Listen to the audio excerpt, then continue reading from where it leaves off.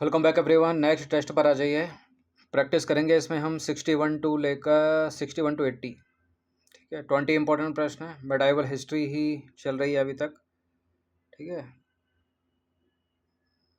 इसमें 10 प्रश्न स्टेटमेंट वाले होंगे और बाकी के 10 जो है फैक्ट वाले।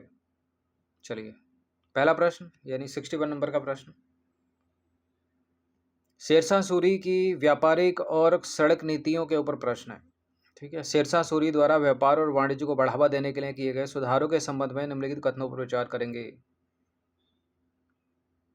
क्या क्या किया शेरशाह सूरी ने? देखिए, उसने सोनार गांव बंगाल से अमृतसर पंजाब तक सड़क ए आजम का निर्माण कराया, जिसे आज ग्रांड ट्रंक रोड कहा जाता है, जीटी रोड।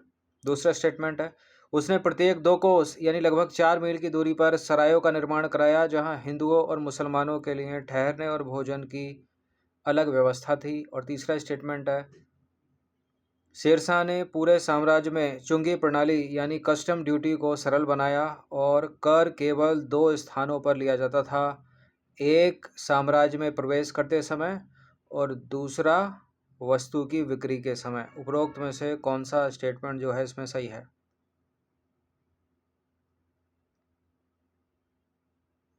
देखिए, पहला तो करेक्ट है, दूसरा भी करेक्ट है, तीसरा भी करेक्ट है। ठीक है, 2 ही स्थानों पर कर लिया जाता था, साम्राज्य में प्रवेश करते समय और दूसरा वस्तु की बिक्री के समय। शेरशाह की सराय व्यवस्था उसके साम्राज्य की धमनियाँ कहलाती थी। ये सराय केवल डाक चौकी का काम ही नहीं करती थी, बल्कि इनसे व्यापार सुरक्षित हुआ। उसने व्यापारियों को आंतरिक राहदारी करों से मुक्ति दी। कर केवल देश की सीमा पर या बिक्री स्थल पर लगता था, जिससे व्यापारियों में क्रांतिकारी गति आई। तो तीनों के तीनों सही हैं। नेक्स्ट क्वेश्चन है, सूफी शब्दावली और उनके अर्थ। मध्यकालीन सूफी दर्शन से संबंधित निम्नलिखित पारिभाषिक शब्दों पर विचार कीजिए। पहला है खानखां, दूसरा है विलायत, तीसरा है मलफूजात और चौथा है उर्स। आएंगे क्या एक स्टेटमेंट एक फ्रेम में आ गए। देखिए, खानखा वह स्थान या आश्रम जहाँ सूफी संत और उनके शिष्य निवास करते थे और आध्यात्मिक चर्चा करते थे। विलायत क्या है? विलायत सूफी संतों का वह आध्यात्मिक क्षेत्र जहाँ वे अपना आध्यात्मिक प्रभाव रखते थे। और मलफूजात सूफी संतों के प्रवचनों, कथनों और संवादों का संकलन है। क्या मलफूजात? उर्स सूफी संतों की पुण्यतिथि यानी मृत्यु की वर्षगांठ, जिसे ईश्वर से मिलन यानी विवाह के रूप में मनाया जाता है। और ये रहे इस प्रश्न के कूट। ये चारों भी सही हो सकते हैं, बिल्कुल ये चारों के चारों सही हैं। और चौथा वाला ऑप्शन जो है वो बी में है। ठीक है, अधिकतर जो उपरोक्त सभी सही होते हैं, ए बी और सी वाले लगभग हो ही जाते हैं। ठीक है, ये एक हैक है, याद रखना इसको। ठीक है, देखिए, सूफी मत में ये शब्द महत्वपूर्ण है।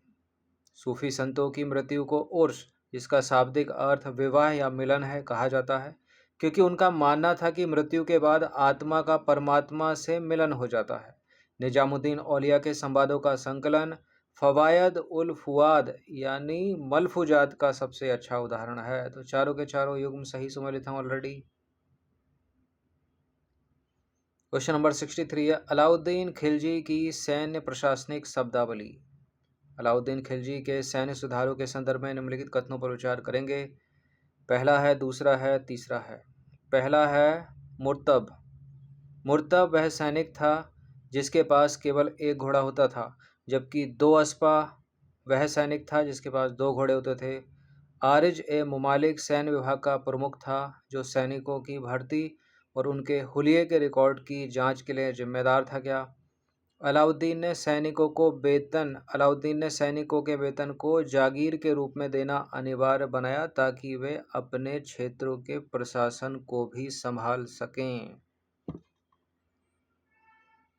कंटिन्यूअस प्रश्नों का फॉलो कर रहे होंगे, सीरीज को फॉलो कर रहे होंगे, तो आप तीसरे स्टेटमेंट को एलिमिनेट कर देंगे। अलाउद्दीन ने सैनिकों के लिए जो उसकी बाजार नियंत्रण प्रणाली थी अलाउद्दीन खिलजी की, उसने वेतन जो है वो नगद दिया, ठीक है, जागीर के रूप में नहीं दिया। तो ये स्टेटमेंट जो है वो कट जाएगा, पहला और दूसरा ही केवल सही होगा। तो जहाँ जहाँ 3 है उसको एलिमिनेट कर दीजिए, बी है इसका आंसर। एक और बात, इन सभी टेस्ट की आप फुल टेस्ट सीरीज से जुड़ सकते हैं। पेड टेलीग्राम ग्रुप को आपको ज्वाइन करना पड़ेगा। एक छोटा सा अमाउंट है, इतना कम इससे रखा है ताकि सभी लोग इसको इजीली अफोर्ड कर सकें। और फुल टेस्ट सीरीज चूँकि पीडीएफ फॉर्मेट में है, तो आप प्रिंट आउट कराएंगे तो उसमें भी धनार्जन होगा, थोड़ा सा धन व्यय होगा।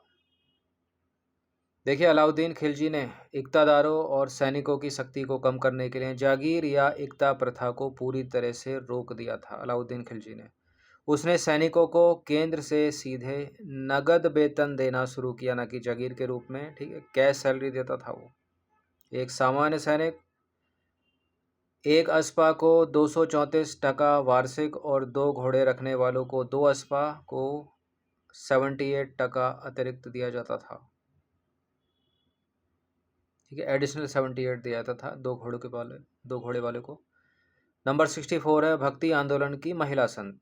मध्यकालीन भारत की भक्ति आंदोलन में सक्रिय महिला संतों के संदर्भ में निम्नलिखित कथनों पर विचार करेंगे। एक नाम है अंडाल का, दूसरा नाम है करैक्कल अम्मैयार का, और तीसरा नाम है लालदेद, यानी लालेश्वरी या लाली भी इनको कहा जाता है। तो अंडाल जो है वो दक्षिण भारत की एकमात्र महिला अलवार संत जिन्होंने भगवान विष्णु के प्रति प्रेम को अपनी कविताओं में व्यक्त किया।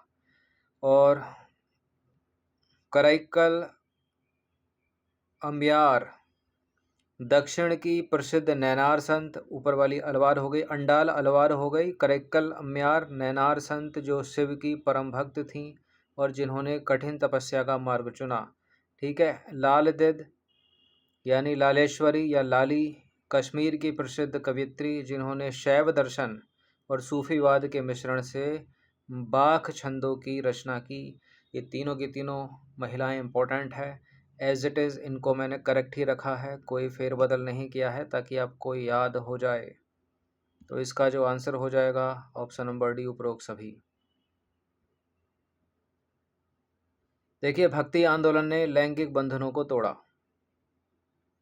दक्षिण में अलवार यानी विष्णु भक्ति संतों में अंडाल को दक्षिण की मीरा कहा जाता है। नैनार यानी शिव भक्त परंपरा में करैक्कल अम्बियार ने सामाजिक सौंदर्य के प्रतिमानों को त्याग कर शिव की आराधना की। और इम्पोर्टेंट नाम है लल्ला, लल्ला लाली लल्लेश्वरी, इन्होंने जो है कश्मीर की थी ये, हिंदू मुस्लिम एकता और आध्यात्मिक शुद्धि पर जोर दिया। तो तीनों युग्म जो है वो सही सुमेलित हो जाते हैं, यानी डी बनेगा इसका उत्तर। एक और चीज़ याद रखिएगा, प्रश्न में ही, इस व्याख्या में ही कई सारे प्रश्न एग्जामिनर बना देता है। जो अलवार है वो विष्णु भक्त थे, नैनार जो है वो शिव भक्त थे, याद रखना इसको, यही मैच वैच करने के लिए पूछ लेता है, ये ABCD बनाकर ही पूछ लेगा। नंबर 65 पर आ जाइए। मुगल कालीन अकबर की सुलह कुल की नीति पर प्रश्न है। अकबर की सुलह कुल की नीति के वैचारिक आधार के संबंध में निम्नलिखित कथनों पर विचार करेंगे। पहला है, इसका अर्थ पूर्ण शांति और वैश्विक भाईचारा जो सभी धर्मों के प्रति सहिष्णुता पर आधारित था। और इस नीति के तहत राज्य में सभी धर्मों के लोगों को अभिव्यक्ति की स्वतंत्रता थी, बशर्ते वे राजसत्ता को नुकसान ना पहुंचाएं या आपस में ना लड़ें। और एक और स्टेटमेंट है, अबुल फजल ने सुलहकुल को एक प्रबुद्ध मुगल शासक का सबसे अनिवार्य और दैवीय गुण माना था।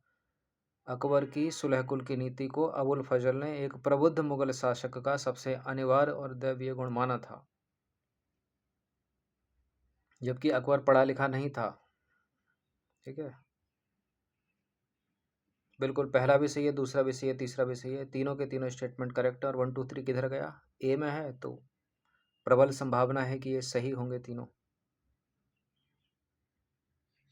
देखिए, सुलहकुल जो है मुगल साम्राज्य को एक बहुधार्मिक और बहुसांस्कृतिक देश में स्थिरता देने का दार्शनिक आधार था। अकबर ने इबादत खाने की बहसों के बाद यह समझा कि सत्य किसी एक धर्म की बपौती नहीं है। अबुल फजल ने अकबरनामा में राजा को फार ए इलाही यानी ईश्वरीय प्रकाश कहा, जिसका काम अपनी प्रजा की बिना किसी भेदभाव के रक्षा करना है। तीनों के तीनों करेक्ट हो गए। क्वेश्चन नंबर 66 पर आ जाइए। विजयनगर साम्राज्य में विदेशी यात्रियों और उनके विवरण पर प्रश्न है। विजयनगर साम्राज्य का दौरा करने वाले विदेशी यात्रियों और समकालीन राजाओं के संदर्भ में निम्नलिखित युग्मों पर विचार करेंगे। पहला है निकोलो कॉन्टी, इतावली यानी इटली का होगा। अब्दुल रज्जाक फारसी राजदूत है। डोमिंगो पेयस या पायस भी लिखा है एनसीईआरटी में, पुर्तगाली है। ठीक है, इतना ही ये मैच कर देगा, प्रश्न बना देगा। ठीक है, मैं तो और थोड़ा डीप घुसा हूँ इसमें। देखिए चलिए, निकोलो कॉन्टी इतावली हो गया। ठीक है, इतावली नहीं होगा तो एलिमिनेट कर देंगे, लेकिन निकोलो कॉन्टी इतावली है, इटली का है। अब्दुल रज्जाक फारसी राजदूत है और डोमिंगो पेयस पुर्तगाली है। चलिए आगे पढ़ते हैं अब। निकोलो कॉन्टी यानी इटली का देवराय प्रथम के शासनकाल में आया। उसने विजयनगर के त्योहारों जैसे कि दीपावली और नवमी का सुंदर वर्णन दिया। दूसरा अब्दुल रज्जाक देवराय द्वितीय के काल में आया। उसने लिखा कि आँखों ने ऐसा शहर कभी नहीं देखा और ना ही कानों ने सुना कि दुनिया में इसके जैसा कोई दूसरा स्थान है। तीसरा है डोमिंगो पायस या पेस, पुर्तगाली है। कृष्णदेव राय के दरबार में आया। उसने राजा के व्यक्तिगत और विजयनगर के वैभव का विस्तृत विवरण दिया है। और ये रहे इस प्रश्न के कूट।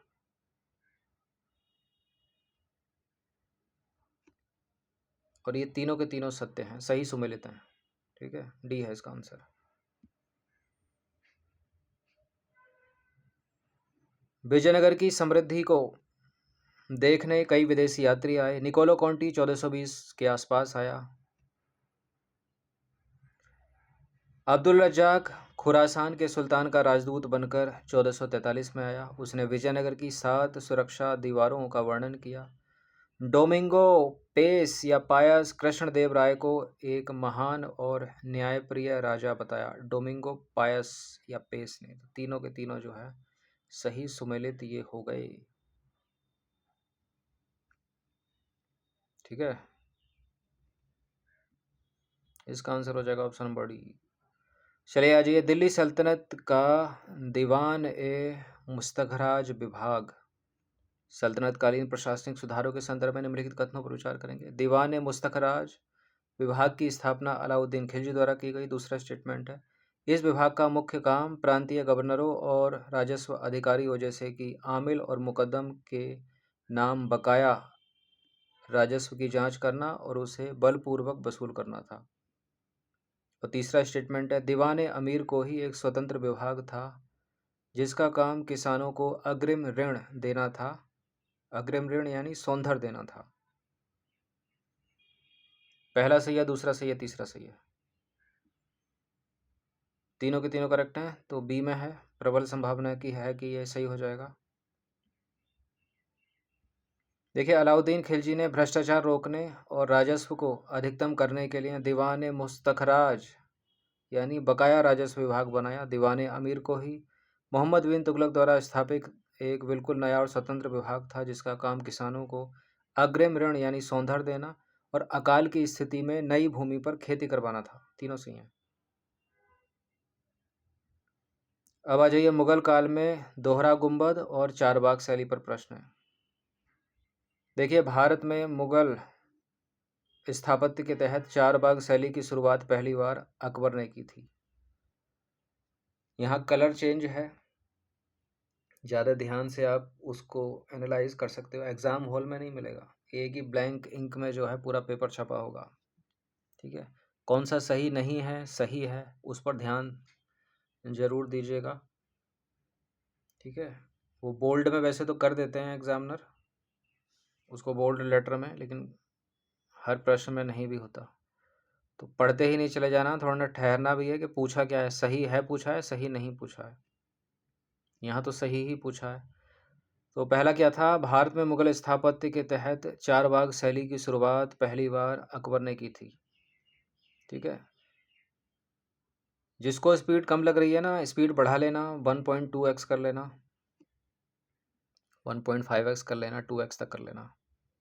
देखिए, दिल्ली में निर्मित हुमायूं का मकबरा भारत की पहली ऐसी इमारत थी जिसमें विशाल दोहरे गुंबद का सफल प्रयोग किया गया था। दोहरे गुंबद का मुख्य उद्देश्य इमारत के आंतरिक भाग को ठंडा रखना और बाहर से उसकी ऊंचाई को भव्य दिखाना था।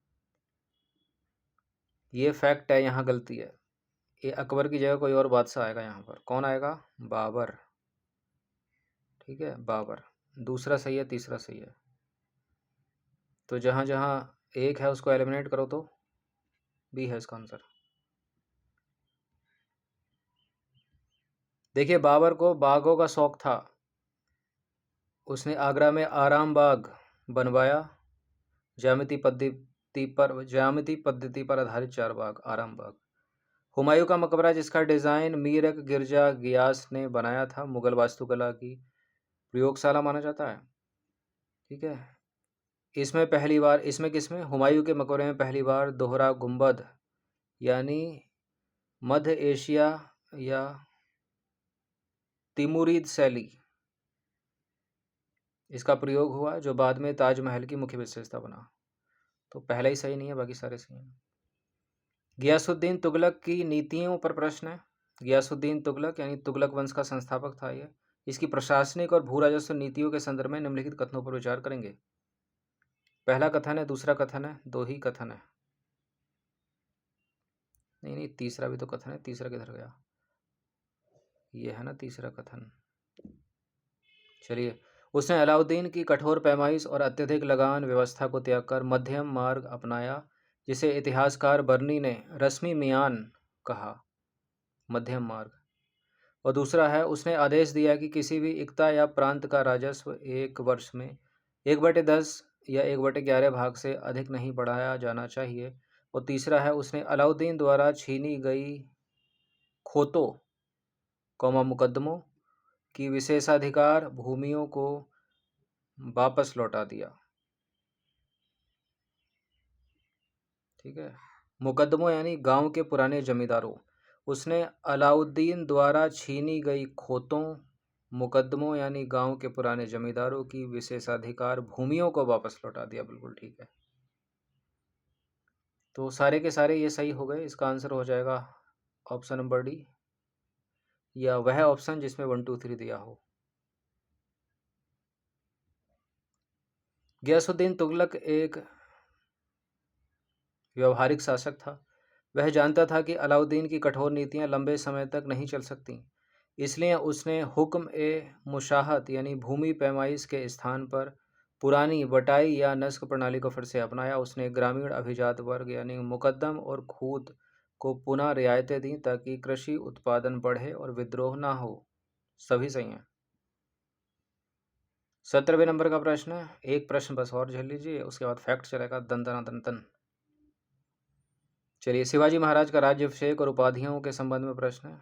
1674 में रायगढ़ के किले में शिवाजी महाराज के प्रसिद्ध राज्याभिषेक के संदर्भ में निम्नलिखित कथनों पर विचार करेंगे।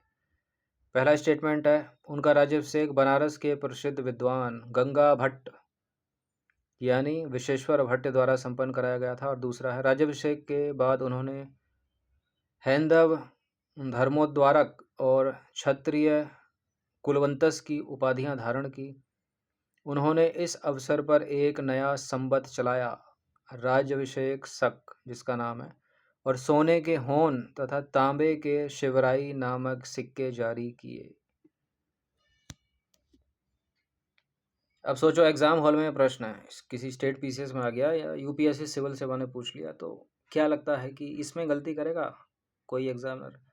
मतलब ऐसे स्टेटमेंट बैठाए गए हैं बिल्कुल कि कोई उम्मीद ही नहीं लग रही कि ये गलत हो जाए। 1 2 3 डी है इसका आंसर, मतलब 1 2 3 जहाँ पर भी होगा। देखिए, शिवाजी महाराज का राज्याभिषेक हुआ था 6 जून 1674 को, जो एक युगांतरकारी घटना थी। इसके जरिए उन्होंने खुद को एक स्वतंत्र और संप्रभु शासक के रूप में स्थापित किया। गंगा भट्ट ने उन्हें प्राचीन क्षत्रिय वंशावली से जोड़ा। उन्होंने अपनी स्वतंत्र मुद्रा प्रणाली चलाई ताकि मुगल या बीजापुर सिक्कों पर निर्भरता समाप्त हो सके। तो तीनों कथन ऐतिहासिक रूप से पूर्णतः सत्य हैं। चलिए, बहुत हो गया स्टेटमेंट, अब जरा टू द पॉइंट आ जाइए एकदम। मुगल वंश का संस्थापक बताइए। दिल्ली सल्तनत के गुलाम वंश की स्थापना किसके द्वारा की गई थी? कुतुबुद्दीन ऐबक। बी है इसका आंसर। तो 1206 में मोहम्मद गौरी की मृत्यु के बाद उसके तुर्कदास कुतुबुद्दीन ऐबक ने लाहौर में स्वतंत्र शासन की नींव रखी और गुलाम वंश की स्थापना की। उसने सुल्तान की उपाधि धारण नहीं की थी, बल्कि केवल मलिक और सिपह सलार के पदों से शासन किया था। अगला प्रश्न है, आगरा शहर की स्थापना किसने की? ठीक है, सीधे उड़ा दूंगा, इब्राहिम लोदी, सिकंदर लोदी। ठीक है, इसे पढ़ने की आवश्यकता है क्या? 1504 में की थी आगरा शहर की स्थापना, सिकंदर लोदी। देखिए, लोधी वंश के सबसे प्रतापी शासक सिकंदर लोधी ने राजपूत शासकों पर नियंत्रण रखने और व्यापारिक मार्गों की सुरक्षा के लिए 1504 में, ये सन याद रखिएगा एग्जैक्ट, आगरा शहर बसाया और 1506 में उसने इसे दिल्ली के स्थान पर अपनी राजधानी बनाया था। अगला प्रश्न है, पानीपत का प्रथम युद्ध पर सवाल है। देखिए, 1526 में पानीपत का प्रथम युद्ध किन के बीच लड़ा गया, जिसने भारत में मुगल साम्राज्य की नींव रखी? तो किसके बीच? बाबर और इब्राहिम लोदी के बीच। कौन जीता कौन हारा? बाबर जीत गए, लोदी हार गए। देखिए, 21 अप्रैल 1526 को पानीपत के मैदान में बाबर और दिल्ली सल्तनत के अंतिम सुल्तान इब्राहिम लोदी के बीच युद्ध हुआ। इस युद्ध में बाबर ने पहली बार तुगलमा युद्ध पद्धति और तोपखाने का प्रयोग किया, जिसमें इब्राहिम लोदी पराजित हुआ और मारा भी गया। तुगलमा युद्ध नीति है, तुगलमा। नेक्स्ट क्वेश्चन, इंपॉर्टेंट प्रश्न, विजयनगर साम्राज्य का सबसे महान शासक। देखिए, तुलुव राजवंश से ताल्लुक रखने वाले विजयनगर साम्राज्य के उस महान राजा का नाम बता दीजिए जिसके दरबार में अष्टदिग्गज रहते थे। अष्टदिग्गज कौन है? बड़ा कंफ्यूजन रहता है। अष्टदिग्गज विजयनगर साम्राज्य से संबंधित है और अष्टप्रधान मराठा साम्राज्य से। अष्टदिग्गज जो है 8 प्रसिद्ध तेलुगु के कवि हैं कृष्णदेव राय के शासनकाल में, दरबार में। सी है इसका आंसर। कृष्णदेव राय 1505 से 1529 विजयनगर के सबसे महान शासक थे। उनके काल को तेलुगु साहित्य का क्लासिकल युग माना जाता है। उनके दरबार में अष्टदिग्गज नामक 8 विद्वान थे, जिनमें तेनालीराम और अल्लासानी पेद्दन प्रमुख थे। कृष्णदेव राय ने स्वयं अमुक्त मालयाद ग्रंथ की रचना की थी। क्या बढ़िया, एकदम टू द पॉइंट एक्सप्लेनेशन है। चलिए, 75वें नंबर का प्रश्न है, GT रोड यानी सड़क ए आजम, सीधे उड़ा दूंगा, शेरशाह सूरी। पढ़ लो यहाँ भी। देखिए, मध्यकाल में बंगाल के सोनार गांव से लेकर उत्तर पश्चिम में सिंध या पंजाब तक जाने वाली प्रसिद्ध सड़क ए आजम यानी ग्रांड ट्रंक रोड का निर्माण या जीर्णोद्धार किसने कराया था? शेरशाह सूरी ने। तो सूर साम्राज्य के संस्थापक शेरशाह सूरी ने अपने लघु शासनकाल में बुनियादी ढांचे का अत्यधिक विकास किया। उसने व्यापार और सेना के तेजी से आवागमन के लिए विशाल सड़क ए आजम का निर्माण कराया, जिसे बाद में ब्रिटिश काल में लॉर्ड ऑकलैंड के द्वारा ग्रांड टैंक रोड नाम दिया गया। 76 नंबर का प्रश्न है, बुलंद दरवाजा का निर्माण मुगल सम्राट अकबर ने किस विजय की स्मृति में फतेहपुर सीकरी में प्रसिद्ध बुलंद दरवाजा का निर्माण कराया था? बताइए। कश्मीर विजय, मेवाड़ विजय, बंगाल विजय, गुजरात विजय। गुजरात विजय भी है इसका आंसर। देखिए, अकबर ने 1572-73 ईस्वी में गुजरात पर विजय प्राप्त की थी, जिससे इंपॉर्टेंट प्रश्न है, जिससे मुगल साम्राज्य का संपर्क समुद्र और विदेशी व्यापार से सीधे हो गया। इसी महान सैन्य सफलता की याद में उसने अपनी राजधानी फतेहपुर सीकरी में एशिया का सबसे ऊंचा प्रवेश द्वार बुलंद दरवाजा बनवाया था। दीवाने अमीर को ही, जो कि एक कृषि विभाग है, उस पर प्रश्न है। MBT मोहम्मद बिन तुगलक का ये। देखिए, दिल्ली सल्तनत में अकाल की स्थिति से निपटने और कृषि क्षेत्र के विस्तार के लिए दीवाने अमीर को ही नाम से एक पृथक कृषि विभाग की स्थापना किसने की थी? मोहम्मद बिन तुगलक। तो मोहम्मद बिन तुगलक ने कृषि में सुधार करने और बंजर भूमि को कृषि योग्य बनाने के लिए दीवाने अमीर को ही विभाग स्थापित किया। इसके तहत किसानों को खेती शुरू करने के लिए सौंधर नामक अग्रिम सरकारी ऋण दिया जाता था, यानी तकाबी ऋण। ठीक है, एक्सप्लेनेशन बिल्कुल एकदम टू द पॉइंट है, याद रखना इसको। जजिया कर की समाप्ति, भले ही उत्तर देखने में आसान लग रहा हो, लेकिन एक्सप्लेनेशन, ये व्याख्या बड़ी अच्छी है, उसमें से ही कई प्रश्न निकल जाएंगे। बताइए, किस मुगल शासक ने हिंदू और अन्य गैर मुस्लिम प्रजा पर लगाए जाने वाले धार्मिक कर जजिया को 1664 में एकाधिक रूप से समाप्त कर दिया था? आधिकारिक रूप से समाप्त कर दिया था। अकबर उत्तर है इसका। अपनी धार्मिक सहिष्णुता और सुलह-कुल की नीति के तहत अकबर ने साम्राज्य के सभी नागरिकों को समान दर्जा देने का प्रयास किया। इसी क्रम में उसने 1564 में जजिया समाप्त कर दिया और 1563 में तीर्थ यात्रा कर को समाप्त कर दिया। 79 नंबर का प्रश्न है, सिजदा और पाबोस प्रथा अपने दरबार में सुल्तान की प्रतिष्ठा बढ़ाने के लिए ईरानी परंपराओं, सिजदा का मतलब है घुटने टेककर सिर झुकाना, और पबोस सुल्तान के पैर चूमना, ये जो प्रथाएं हैं, इसकी शुरुआत दिल्ली सल्तनत के किस शासक ने की थी? किसने की थी? गयासुद्दीन बलबन ने की थी। सी है इसका आंसर। पुराने टेस्ट को फॉलो किया होगा तो करेक्ट कर ले जाओगे। देखिए, बलबन ने सुल्तान के पद की गरिमा को पुनर्जीवित करने के लिए राजत्व का सिद्धांत दिया, जिसके अनुसार सुल्तान पृथ्वी पर ईश्वर की छाया है। सरदारों के अहंकार को तोड़ने के लिए उसने गैर इस्लामिक ईरानी दरबारी शिष्टाचार सिजदा और पाबोस को कड़ाई से लागू किया था। चलिए आ गया वो कन्फ्यूज़न ख़त्म करने वाला। ऊपर था अष्ट दिग्गज, ये है अष्ट प्रधान। क्या हो रहा है? अष्ट प्रधान परिषद। तो अष्ट प्रधान परिषद आ जाए ना, तो मराठा साम्राज्य से है, शिवाजी से। मराठा साम्राज्य के शासक छत्रपति शिवाजी महाराज के सहयोग और सलाह के लिए नियुक्त की गई 8 मंत्रियों की परिषद को क्या कहा जाता था? तो अष्ट दिग्गज तो कृष्णदेव राय से है, अष्ट प्रधान इसका उत्तर है। ठीक है, बी है इसका आंसर। देखिए, शिवाजी महाराज के प्रशासनिक कार्यों की देखरेख के लिए 8 मंत्रियों का एक समूह था, जिसे अष्ट प्रधान कहा जाता था।